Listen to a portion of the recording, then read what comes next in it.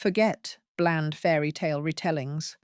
This book wields poison and Persian myth to stun you. Poisoned Princess. Rich premise. A cursed heroine hooks us instantly. Soraya has skin deadly to human touch. Bashardoust twists the familiar sleeping beauty trope into something darker. The opening palace setting pulses with tension and hidden corridors. The novel's Persian mythology breathes new life into fantasy conventions. Every detail, from firebirds to divs, feels lush yet grounded. We sense danger in every rose petal and whispered court rumour.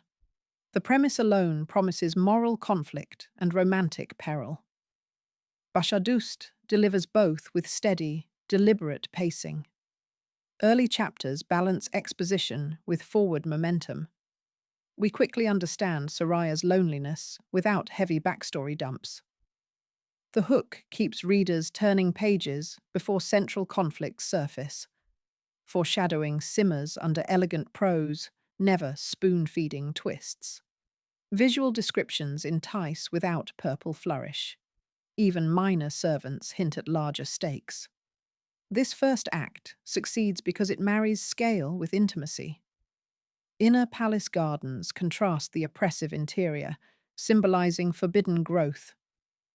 Bashardoust seeds political intrigue through gossiping noblewomen and watchful guards.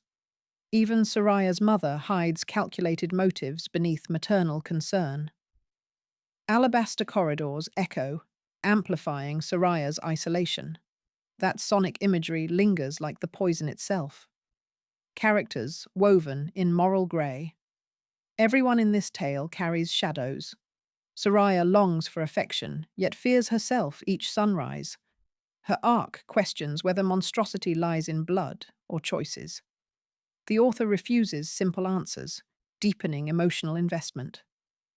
Azad, the bold soldier, arrives dripping charisma and secrets. His courtship feels earnest, but unease lingers behind every compliment. Parvane, the captured div, crackles with unpredictable energy. She mirrors Soraya's rage, challenging our sympathy. Secondary figures like Lale and Rostam echo themes of loyalty.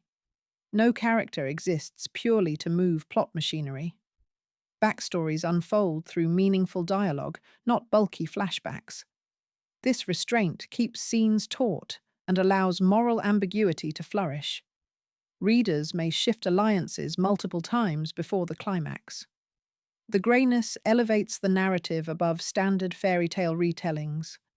Internal monologues remain concise, yet they slice open complex regrets.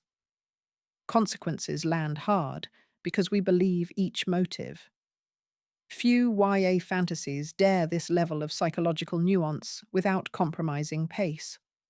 Romantic tension arises not from longing stares, but from ethical bargaining.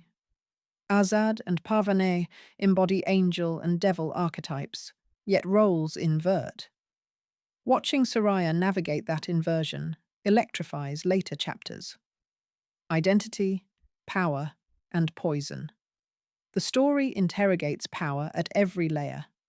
Soraya's poison becomes metaphor and literal weapon. Bashardoust explores how bodies can imprison and liberate simultaneously. Religion and folklore intersect, questioning who controls sacred narratives. Courtiers fear div magic because it upends patriarchal hierarchies. Soraya's dilemma mirrors marginalized voices denied safe touch in real life. The poison forces her to negotiate consent in unconventional ways. Azad tries domesticating that danger, revealing performative allyship. Parvane insists Soraya own her darkness rather than repent it. These conflicting perspectives create rich debate without soapbox prose. The narrative respects reader intelligence, trusting symbolism to resonate. Climactic decisions emphasize accountability over convenient redemption. That choice feels refreshing in young adult fantasy spheres. You leave pondering what poison you might accept to gain agency. Such lingering questions prove the book's thematic success. Mythic stakes never eclipse accessible modern concerns. Bashardoust fuses past and present with graceful ferocity. Poison also critiques purity culture, exposing its lingering harm. The book suggests true autonomy requires embracing perceived flaws. Such messages resonate powerfully with teen and adult audiences alike. Readers will annotate quotes exploring consent and self-worth. Book clubs could debate these passages for hours. Pace, prose, final verdict. This novel reads like velvet over a dagger. Chapters average short lengths, encouraging binge sessions. Transitions feel cinematic, with cliffhangers positioned at emotional peaks. Bashardoust's prose is crisp, occasionally granting poetic flourishes for impact. Dialogue slips between court formality and intimate confession without jarring tone shifts. Some readers may crave deeper world politics beyond palace walls. Yet the focused scope boosts emotional immediacy. The midpoint twist feels predictable if you know folklore patterns. However, execution matters more than surprise, and Bashardoust nails payoff. The final confrontation blends horror and hope with remarkable restraint. Loose ends close, yet possibilities linger for future tales. Overall, Girl, Serpent, Thorn stands among the decade's strongest YA fantasies.